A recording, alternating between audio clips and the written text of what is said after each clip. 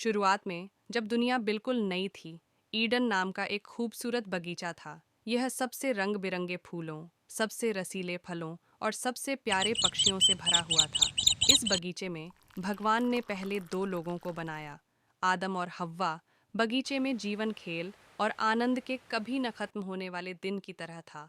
आदम और हव्वा ने इस अद्भुत जगह का पता लगाया, जानवरों से बात की, शानदार पेड़ों की छाया के नीचे आराम कर रहे हैं और मीठे फलों का आनंद ले रहे हैं। अनगिनत के बीच बगीचे में एक पेड़ खड़ा था, अच्छे और बुरे के ज्ञान का पेड़। भगवान ने आदम को दिया था और हव्वा का केवल एक ही नियम है, इस पेड़ का फल मत खाओ, लेकिन जिज्ञासा एक शक्तिशाली चीज है।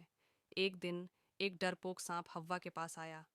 यह विचार करने का प्रयास करते हुए फुसफुसाया, फल खाओ और तुम परमेश्वर के समान बुद्धिमान हो जाओगे। तुम्हें अच्छे और बुरे के बीच का अंतर पता चल जाएगा।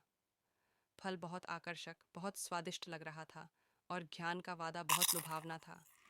ईव ने हाथ बढ़ाया, फल लिया और काट लिया। उसने कुछ आदम को दिया, उसने भी खाया, लेकिन जैसे ही उन्होंने फल का स्वाद चखा, उनकी आंखें एक ऐसे तरीके से खुल गईं जिसकी उन्होंने उम्मीद नहीं की थी।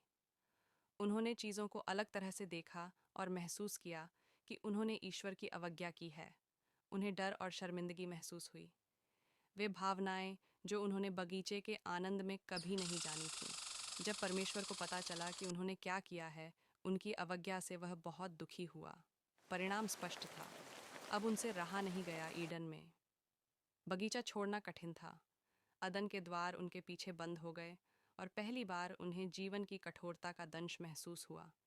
ईव के बाहर दुनिया ऊबड़ खाबड़ और अदम्य थी। आदम और हव्वा को सब कुछ शुरू से सीखना पड़ा।